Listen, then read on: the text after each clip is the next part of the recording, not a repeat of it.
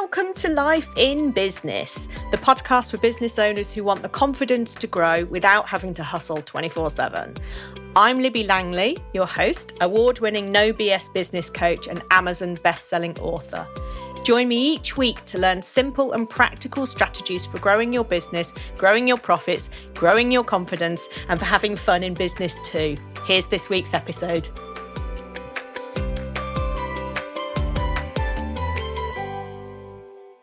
Hello, gorgeous person. How are you? I am Libby Langley, and I'm here with another episode of Life in Business. Today, I want to talk to you about decluttering. It's one of my favourite things to do. Love getting rid of stuff. I find it really cathartic. I find it really enjoyable. And I don't know, I feel lighter, maybe, the less stuff that I have. But anyway, doesn't mean that I don't still have a ton of stuff. But I think probably quite a lot less than other people. And let me tell you what's inspired this episode. I've been watching, and it's well worth a download if you find it. I watch it on Sky, The Gentle Art of Swedish Death Cleaning. It's a TV series that's based on a book, and it's just such a lovely program. So Swedish Death Cleaning is a thing that it's about life. That's what they say. Death cleaning is about living life. And it's about preparing yourself and your possessions and your family and your friends for the fact that one day you're not going to be here anymore. And one day we're all not going to be here anymore, right? And it's just such a lovely matter of fact and positive and life-affirming program. And the people featured in the program, they're all walks of life and all different situations. There was one woman with stage 4 cancer, so she knew that she had limited time left, and there were other people who just felt they were living too much in the past. Somebody who'd got all of their parents' stuff from when their parents died a couple of years ago. The basement, it's set in America, so they've all got basements. They've all got basements full of stuff, right? But I suppose we have lofts over here in the UK. But it's just such a really, really lovely program. And I kind of wanted to do an episode about it, not about that specifically, but about decluttering, because I just think that we can hang on to stuff in our business and like expectations in our business that just don't serve us at all, right? It's saying that I don't have much stuff. I mean, when we moved, each time I've moved, I've got rid of a lot of stuff. And in the last move, we did move to a smaller house, but it's got the same number of rooms. The rooms are just slightly smaller. So furniture-wise, we didn't get rid of anything. But stuff-wise, we did. Because what I said was that I didn't want a loft full of stuff that I didn't know what was in it. It just seemed so utterly pointless. So actually, that was the move before last. I got rid of all of my school A-level folders of work. I mean, it was not a good time for me anyway. There were subjects I was not interested in, and I didn't do particularly well in them because I wasn't interested in them. And it's like, why have I kept this folder about I can't even remember. You see, that's terrible, isn't it? But like Greek vases, and I'm not interested. Sorry, Dad, he was the teacher. But yeah, it's not something that interests me. So why have I kept all these essays about stuff that I've not read in 30 years? And that's how long ago it was. And I'm never going to read again. So everything just went in the recycling. And it felt really good. It felt really good to let go of that. And I guess to let go of the expectation and disappointment surrounding that particular period of my life. And it was just stupid. It was just really stupid. It seemed really stupid. It seemed to me really stupid to just be carrying this stuff around. And when we moved from the last house to this house, we part-boarded the loft in the last house, and it was filled with, obligatory boxes of stuff. When we moved to this house, we said, right, we're not going to, because new houses, you have to board your own loft, they don't come boarded. So we said we're only going to do one tiny strip of boarding in the loft so that we can only put like my husband's guitar case and a Christmas tree. That's literally all that's in there. Everything else has to be accommodated in the house somewhere. And the way our lounge is set up, we've got some bookcases, but our sofas are in front of them. So the two bottom shelves of these bookcases, big, deep shelves, that's where the boxes have gone, right? And I'm watching this Swedish Death Cleaning, the Gentle Art of Swedish Death Cleaning TV program. I'm like, what is behind the sofa? And it's three bookcases and 3 shelves at the bottom that we can't see because it's behind it. So it's not much stuff, right? Maybe a foot deep, these shelves. So it isn't much stuff. I'm like, so I've got all the letters from my teenage pen pals.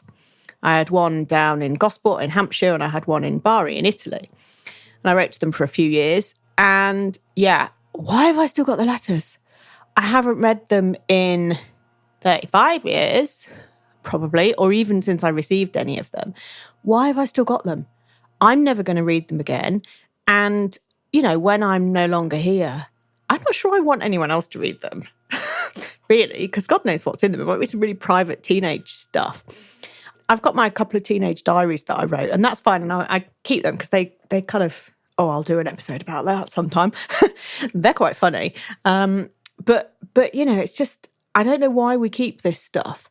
And there's kind of an emotional attachment to things sometimes in life and in business that doesn't make any sense. Doesn't make any sense at all. And so we are implementing a policy in this house, because I love a rule, I love a policy, that if we're never going to use it or we're never going to look at it, then it goes. And we haven't yet started this process, but we will. It's more of a like winter Sunday project, you know, rainy Sunday project, but we will. We're definitely going to do it. And it's kind of funny how in your business you accumulate stuff too. Like I had a big tidy up of my desk. I have kind of storage at the side of the desk. It's a desk that's got like 2 sides to it, or an L-shaped desk, and one side of it has all this storage in it. And I thought, right, I'm just going to go through all this stuff and just make sure that it is all stuff that I needed. A few months ago this was. And there was a little box, an old shoe box, that was taped up that had obviously been moved, come in the last house move, and had gone stored away in my desk and never looked at it. And it said on it, cables and chargers. Yeah, everybody's got something like that, right? And so I opened this box of cables and chargers that was neatly labelled. And I mean, I don't know what they're for. And I said to my husband, right, come on, I don't know why I've got this stored in my desk, because I clearly don't need any of these chargers. It's 18 months since we moved. Must have been then. We don't need this. And he's like, yeah, but we might. And so we have in our spare room, we have one of those lift up beds. So now it's gone in the bed. And I'm like, but why? We don't know what's in it. But look at these chargers. No, we didn't even know they were there. They would have stayed here forever if I hadn't have done the desk clear out. And so it's things like that kind of, it just doesn't make any sense. You know, we can donate this stuff, we can recycle this stuff. Well, some of it does have to go to landfill, unfortunately, but we can reuse and recycle things always, and support other people who might need some cables and chargers, you know. But it's strange how we hold on to things, and how actually it's not helpful in terms of headspace, and it's not helpful in terms of physical space either. And things like in your business, I guess in your life as well, but if you never saw it again, would you miss it? Is the comfort of just knowing that it exists what matters, or is it physically being able to see it or touch it? What is it that is meaning that you keep stuff or you hold on to stuff? And I think it's partly, my husband has some stuff from his parents, and he doesn't, this old suitcase that's full of, got stuff in from his parents who, unfortunately died years and years ago. And he doesn't even know what's in it. And he says he doesn't even know if he's ever been through it. But it's like there's a comfort in kind of having it, but also what's the point in having it because you don't even know what's in it. So it's really interesting, the kind of psychology around it and the emotions that we attach to stuff. But if you didn't know, if it wasn't there, if you said, oh, I'm just going to get rid of this, you wouldn't miss it because you didn't know what was in it anyway. So it's really strange, right? So in your business, what do you have that you're holding on to for reasons that you're not really sure about? Or if you do know the reasons, what's the thought process behind those reasons, right? What is it that you're frightened of, or what comfort is it that you need? How many boxes of cables and adapters do you have? Charge, just in case. And we don't have one of those drawers. Some people, maybe you have one, like a drawer in the kitchen often that just has things in it. I've never had one of those because that is mess that I couldn't possibly cope with. But yeah, I know a lot of people have that, and it's like, but why do you need that? What's in that? You don't need that. You need a charger in each room. Maybe we have a charger in each room. And other than that, you need to keep some travel adapters, and that's probably it, right? And so we because we accumulate stuff and we live with stuff. And a very real business example of that is electronic clutter, of which there is much. So email inboxes, yeah. I mean, I don't know how many you've got in yours, but mine did go up to over 3,000 emails in my inbox. And that was stress beyond stress for me. I would say, and I would know that I'd lost control of my inbox. And for me, control, because I'm autistic, but control is really, really important to me, of just knowing where things are and why, right? I suppose it's almost like a coping mechanism for me. Mess is awful to me. I find it very, very stressful. Everything has its place, and there's a reason why everything is in that place, right? Even if it is a box of, it was a very neat box of chargers and cables. But the email inbox, I knew that it was kind of it was stressing me out. And so I sat for maybe an hour, it didn't take that long, and I went through and I filed stuff that needed filing, I actioned stuff that needed actioning, and everything. I delete stuff as I go, so nothing needed deleting, because if it's not interesting, it gets deleted straight away. And I'm down to one page, so it goes to like a maximum of 25 or something now that I can see on my computer screen, and to me that's much more manageable. And I know that everything in there, if it needs actioning, I leave it as unread, or I put it back as unread if I have read it. And other than that, it's things like I'm either waiting for a reply to, or maybe I'm just going to look at that. And eventually they get dealt with, filed, or deleted, right? And it's a pretty simple system. But having everything visible on one page is not stressful for me at all. I know what's there and I know why it's there. So decluttering an inbox is kind of really is something really important. And because we build this stuff up, right? We build it up and it's just pressure. It's just like having piles of stuff around you all the time. And, that's very difficult. I know particularly if you have ADHD, the kind of tidiness and keeping things where they want to be. I mean, I'm autistic ADHD, but my autism is stronger. Therefore, the tidiness and need for order is way stronger in me. But I know that if it can be really hard and really challenging to deal with this and to sort stuff out and to bring logic and order to stuff. But there are people who can help with that. All of these things, if it's something that you struggle with, and we all have things that we struggle with, then there are people who can help, right? Be it a VA who can help you sort out your inbox, be it an actual decluttering person who can come around to your house or your office and sort stuff out.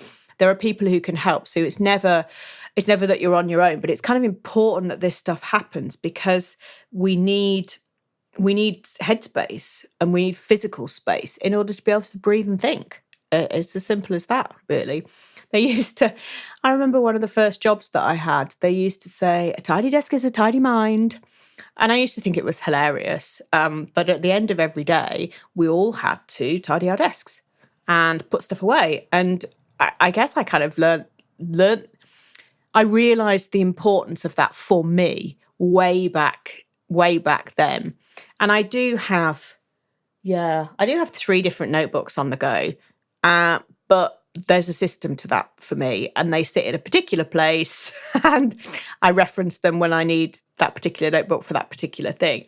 But other than that, it is tidy. You know, my mug goes on the mat, my water goes next to it, my lip salve sits there. You know, everything has a very definite place. And yeah, if you didn't know I was autistic, come and look at my desk. But it's understanding why, and it's about ease of working and ease of, kind of ease of access to stuff. So let me say another thing about email inboxes. I don't know how many email lists you've subscribed to, but I imagine it's quite a lot. And if you add your business subscriptions, email lists that you're on, with your personal ones, oh my goodness me, that's a lot, right? You know that you can unsubscribe from these things. Yeah, you know that you don't have to keep getting these emails that you never read or you file to read later, which you will never do. Nobody will ever do that. You can unsubscribe. And that's really worth doing, because if you can get it down to just the really useful emails that are going to move you forward in your business, that's a load lightener, right? Because you know that those emails that land, the email list ones that land in your when you email list you've subscribed to, when they land in your inbox, you know that they're going to be worth reading, right? I would strongly suggest that you do subscribe to my emails, because they are always useful. Absolutely promise you that. So if you want them, go to libbylangley.com/email and you can get them. Worth subscribing to. Do not unsubscribe, because you're going to miss out. But no, seriously, if you get my emails and you don't like them, I mean, it's unlikely that you would unsubscribe from my emails if you listen to my podcast. But anyway, maybe you prefer spoken word to written word. But anyway, you are free to unsubscribe, of course, because if you're not going to read it and you're not interested in it and it's something in your inbox that you don't want, fine. Yeah, get rid of it. You know, that's how things should be. And there's an element of ruthless efficiency to this, because we can hold on to things, but we don't really know why. You know, the Marie Kondo, unsurprisingly, I'm a big fan of her, Does It Spark Joy? It is, I read her book and then watched her, was it a Netflix series? Can't remember where it was, years ago.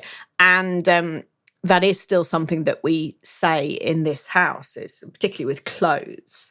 But it's like, does it spark joy? Does it make me feel good when I'm wearing it? And it's like, yes, no, maybe, sometimes. And so sometimes it's like special occasion stuff, but the yes and the no, it's like, well, just get rid of it then. Oh yeah, okay, I can just get rid of it. And, you don't really miss anything much if it's gone to, if it's gone to charity and you know that somebody else is going to be making use of it. It's quite empowering, that, and it's quite a nice feeling there. So declutter your physical stuff and your physical space. Start with your office or your workspace, because that's where you need your freedom of mind, freedom of thought, and freedom of space. If there's stuff everywhere, it can be really, really challenging. Okay, but work in the way that you need to work. Like I say, I have 3 different notebooks, and I've got my podcast notes there, and I've got a couple of Post-it notes there, and that's how I need to work. But it's neat. I'm not having to climb over loads of stuff to get to my desk, right? And look at your email inbox, because that is something that is a big kind of declutterer. I periodically go through the tabs that I have open, because I have a lot open, because if it's something that I use regularly, I keep it open. But then sometimes I go through and I'm like, no, I don't remember what this was, or I'm clearly never going to finish this course that I bought. So let's just close it down. But be mindful of what the clutter is around you, yeah, and the various forms that it takes. And on that note, let's talk about friends and business associates. Maybe time to declutter some of them. It is, and family, it is very challenging to stay on, choose my words very carefully here, but to stay on the path that you want to go on when the people around you don't understand that path and are not going to follow you and aren't necessarily the most supportive about it. You can break ties with friends or just, dwindle the relationship if they're not kind of enhancing your life. And you find new people, right? You find new people. A lot of the people that I talk to, and I mean, I mostly meet up with people at conferences and I talk to them, keep in touch with them via a messaging app or other, right? I don't talk to people on the phone and I don't very often see people unless it's at conferences and events, but that's fine. That works for me and that works for them. And a lot of my friends are neurodivergent, so we all have these kind of dip in, dip out relationships. But the majority of people that I class as very close friends, they're in business too, so they get it. And over the years, the people who, I don't know, people just come and go, So that's kind of quite interesting. But if somebody isn't supporting you or isn't serving you or triggers you, be they an actual friend, physical friend in real life, or be they like someone you connected with online, you can phase out the friendship. You can unfollow them on social media. You can make your space, be that physical or online, you can make your space what you need it to be. And that can be really challenging to do, really challenging. And there can be upset around that. But if it feels like the thing that you want to do to move you forward, then that's what you got to do, right? It's your life and you have to live it in the way that you want to. So you just got to make these tough decisions sometimes because life has got to be happy and life has got to be what you need it to be. So, and also events might be that you sign up for some events that actually aren't really serving you anymore, turns out, or you've booked and paid to go to events, but they don't feel like the right thing to do or the right crowd to be there or whatever. So it's okay to just either stop going or to say, I know I paid for this, but it doesn't feel like the right thing for me to do, so I'm not going to do it. And just to make that decision and just to step back from things. You are completely in control of what it is that you want to do. And I guess even, that even goes for clients and for work that you do. Generally speaking, if you committed to do something like speaking at an event, then you need to turn up and do it, right? Particularly if you've been paid to do it. But you can make the decision that you're not going to do any more events like that. You're not going to speak at any more events if you don't want to. You can kind of declutter that from something that you do. And that's very, very healthy because it helps to shape the business that you really want, and therefore the life that you really want, right? Because remember that these things dovetail together. I used to do an awful lot of in-person networking, and it's always been really good for my business, right? But when we moved to a new area, well, I wanted to do it again. I wanted to find the groups that had always been so helpful and had made so many lovely friendships through with other business owners and people I'm still in touch with, people I'm still friends with, people, we might not speak. We speak every 3 years or something, but it's great. It's lovely. You know that you kind of understand each other. And I really wanted to recreate that for the new area that we live in. But bar one, I guess, I haven't been able to do that. I haven't been able to find the same kind of space and place with the same kind of people. I don't know why. It doesn't seem to kind of exist around here in the same way. And so I've sort of stopped trying. I've stopped looking for it. And I've gone back to connecting with people online and talking to people online and then meeting up in person at various conferences and events that we go, bigger conferences and events that we go to. And that works really, really well for me. And it's just, I don't have to I've given myself permission not to chase stuff in the same way, not to try and recreate, but to allow something new and different to come. And that's great. It's really freeing. So you can do the same. You can do the same sort of thing. You can let go of the stuff that's no longer serving you or you no longer want to do. And all of this decluttering, be it physical, be it digital, be it emotional, it frees up a lot of headspace and physical space and emotional space. And that space allows you to say yes to the things that you really want to say yes to. It allows you to be more creative because you're not weighed down by all this stuff. And it allows you to let the right thing in. Yeah? If you're open, if you know what you want and what you don't want because you've got to get rid of it all, right? You've decluttered it. It allows what you do actually want in.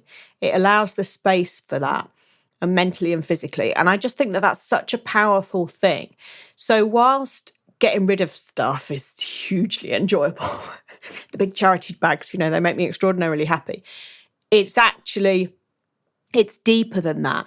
It's what it allows for, and it's that space, what that space allows to happen. And it is really some kind of magic, I swear, that just releasing the pressure of having allows the pleasure of being. It's great. It's wonderful.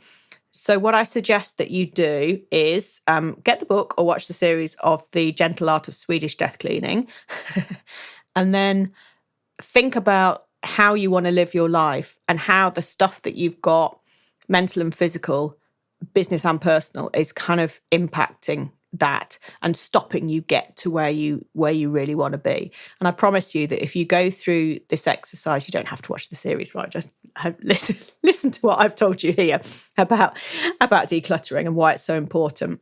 It will help you grow. It will help you grow emotionally. It will help you grow mentally. It will help your business grow. And that's the really important thing here. That's what I'm here for, is healthy business growth. And this is going to make a difference. So off you go, get yourself some bin bags and make a start. And do not be afraid to hit that delete or unsubscribe button or unfollow button with anything digital. It's going to change your life and it's just going to make everything so much better. So yeah. So tell me how this goes for you. Message me on Instagram at Libby Langley or LinkedIn. I'm Libby Langley there too. Or you can email me. I'd love to hear from you. It's always super to hear from people. So go get rid of some stuff and let the goodness in. Lots of love. I'll see you next week. Thank you for listening to Life in Business. Please make sure that you subscribe or follow so you don't miss any future episodes. And if you enjoyed today's show, please leave a review, as it helps others to find the podcast and spread the word that there's an easier way to do business. If you want to chat with me about today's episode or suggest a topic for the future, I would love to hear from you. You can find me on Instagram at Libby Langley. See you next week.